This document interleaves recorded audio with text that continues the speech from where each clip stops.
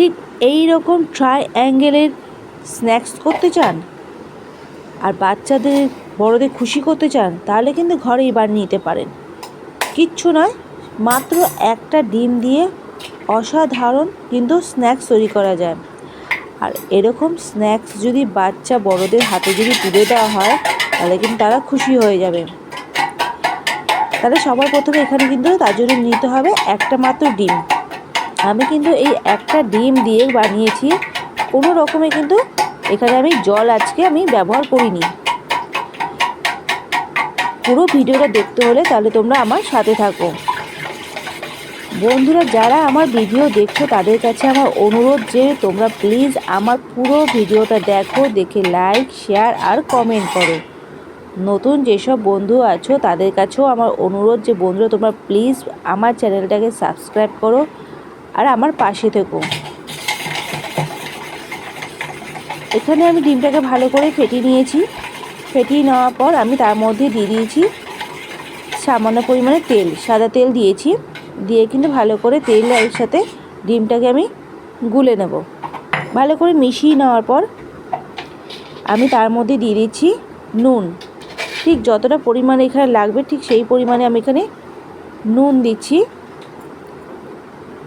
আর এখানে দিয়েছি আমি অল্প একটু চিনি, গুঁড়ো করে চিনি দিয়েছি।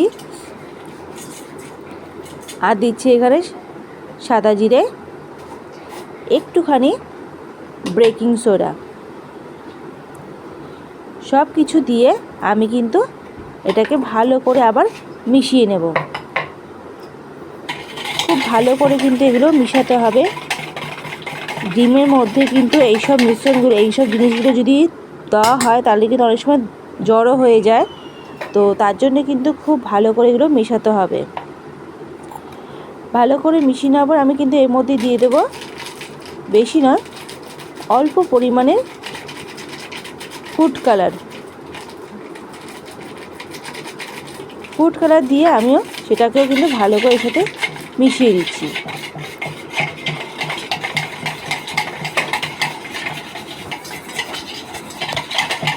ভালো করে মিশে গেলে তখন আমি দিয়ে দেবো এর মধ্যে ময়দা। ঠিক যতটা ময়দা এর মধ্যে লাগবে, আমি যতটা পরিমাণে বানাবো ঠিক সেই পরিমাণ মতোই কিন্তু আমি এখানে দিচ্ছি ময়দা। তোমরা দেখো আমি কিন্তু কোনো রকমে একটুও কিন্তু জল ব্যবহার করছি না। জলের কিন্তু কোনো রকমের প্রয়োজন নেই এখানে।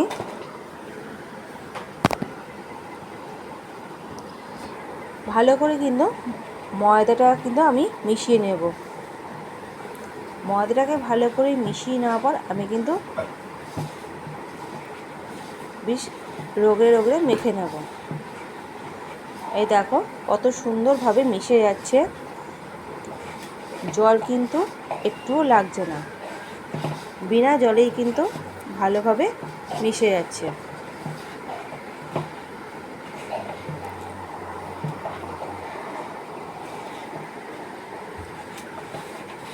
ভালো করে মেখে নেওয়ার পর একটু টাইট করে প্রথমে মাখবো।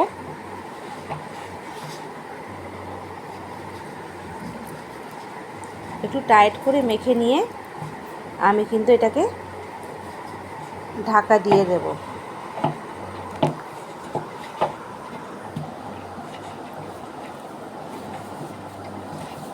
ঠিক এইভাবে মেখে দিচ্ছি। দেখো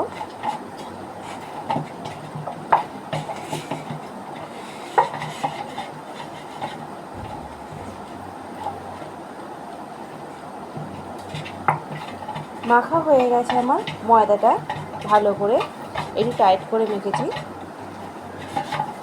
তারপর এটাকে কিন্তু আমি ঢাকা দিয়ে দিচ্ছি।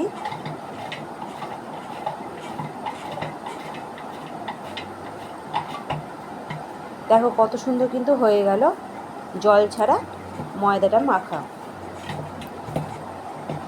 কোনো রকমে একটু কিন্তু আমি জল দিইনি এখানে, জল ছাড়াই কিন্তু খুব সুন্দর করে ময়দাটা মাখা হয়ে গেছে। আমি ঢাকা দিয়ে রেখে দেব 30 মিনিটের মতো। 30 মিনিট পর আমি যখন এসি, এই দেখো কত সুন্দর হয়েছে, নরম হয়েছে।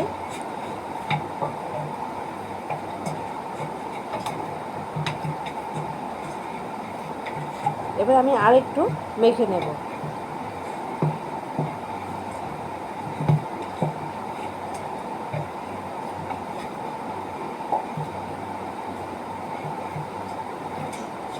আর একটু মেখে নেওয়ার পর এবার আমি এটাকে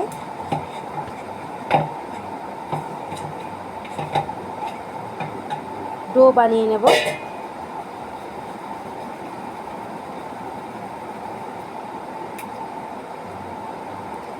তিনটে আমি ডো বানিয়ে নিচ্ছি।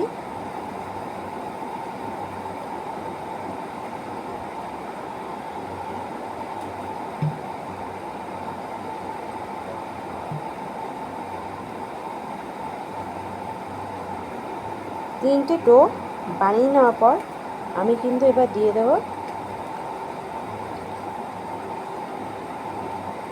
এর মধ্যে। কিন্তু আমি যখন বেলবো কোনো রকমের ময়দাও লাগবে না, আর কিন্তু তেলও কিছু লাগবে না।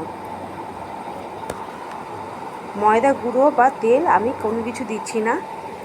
এইটা যে মাখা হয়েছিল এর মধ্যে যে তেলটা যে রয়েছে এটা দিয়ে কিন্তু খুব সুন্দর বেলা হয়ে যাবে।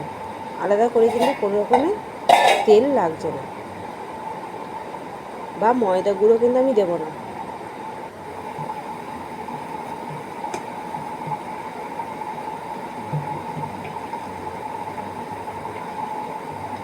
বেশি বড় করব না, আর বেশি পাতলাও কিন্তু আমি রুটি বেলবো। ঠিক রুটি সাইজে গোল করে নিচ্ছি। দেখো, না আমি পাতলা করেছি না আমি ভারী করেছি, ঠিক মিডিয়াম সাইজটা কিন্তু রেখেছি।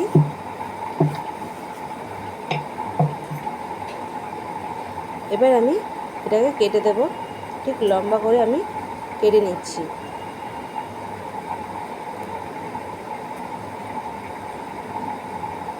একটু চওড়া আর লম্বা করে আমি প্রত্যেকটা করে পিস বের করে নেব।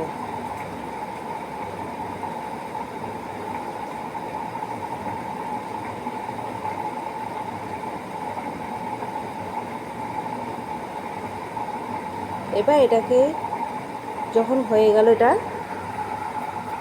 লম্বা করে কাটা, এবার তার থেকে আমি একটুখানি কোণ বাদ দিয়ে দিচ্ছি। বাদ দিয়ে আমি ট্রাইঅ্যাঙ্গেল সাইজের যেরকম শেপটা হয় ঠিক সেই শেপে কিন্তু কেটে নেব।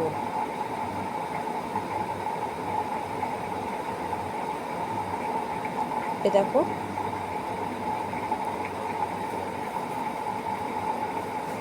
যেরকম ট্রাইঅ্যাঙ্গেল হয় ঠিক সেই শেপে কিন্তু আমি পিসগুলো কেটে নিয়েছি।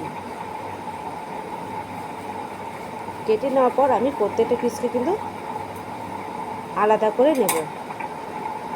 আলাদা করে একটা থালার মধ্যে আমি তুলে নেব।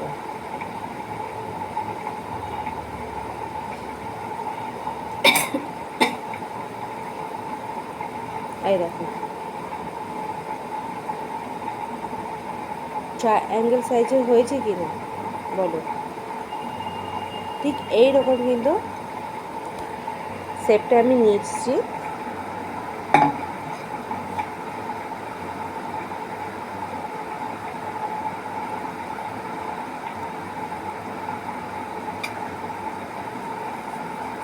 বাকি যেইগুলো আছে সেগুলো কিন্তু আমি করে নেব ঠিক একই রকম।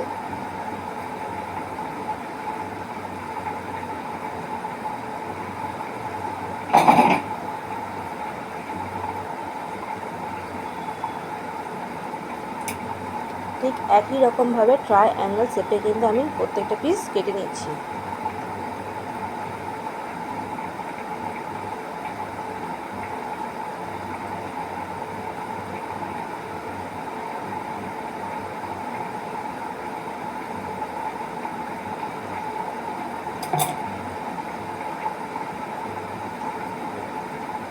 বাচ্চারা সবসময় যে একটু নতুনত্ব, তো একটু নতুনত্ব করে দিলে, বাচ্চাদের হাতে করে তুলে দিলে তারা কিন্তু খুব খুশি হয়ে যায়।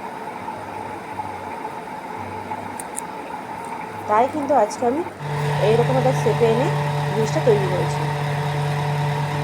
সবকটা পিস যখন কাটা হয়ে গেছে তখন আমি তেল গরম করে গ্যাসটা আমি কমিয়ে দিয়েছি।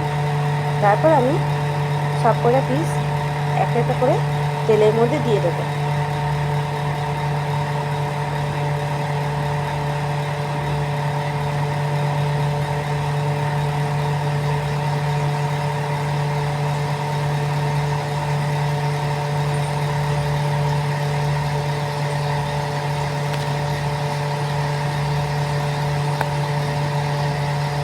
গ্যাসটা কিন্তু কমিয়ে দিতে হবে, বাড়ি দিলে কিন্তু পুড়ে যাবে। তো তার জন্য কিন্তু এখানে আমি গ্যাসটা কমিয়ে দিয়েছি। আর এই দেখো কত সুন্দর কিন্তু ফুলে উঠেছে।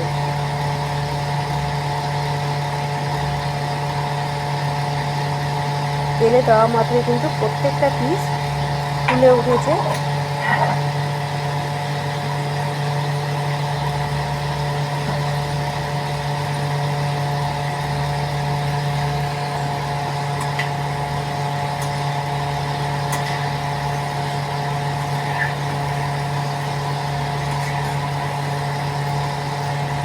কালারটা দেওয়াতে দেখতে কিন্তু বেশ ভালো লাগছে এইগুলো।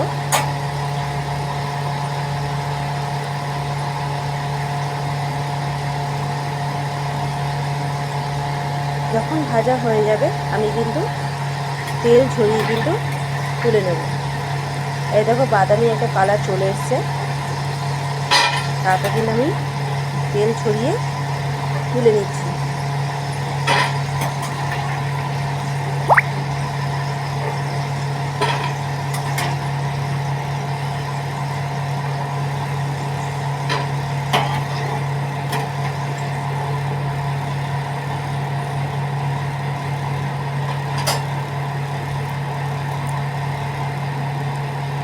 বাকি যেগুলো আছে পিসগুলো ঠিক একই রকমভাবে কিন্তু আমি একটা একটা করে তেলের মধ্যে দিয়ে দেবো।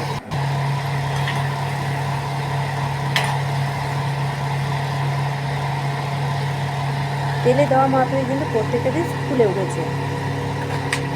এই দেখো আমি এর ওপর দিয়ে দিয়েছি চাট মশলা।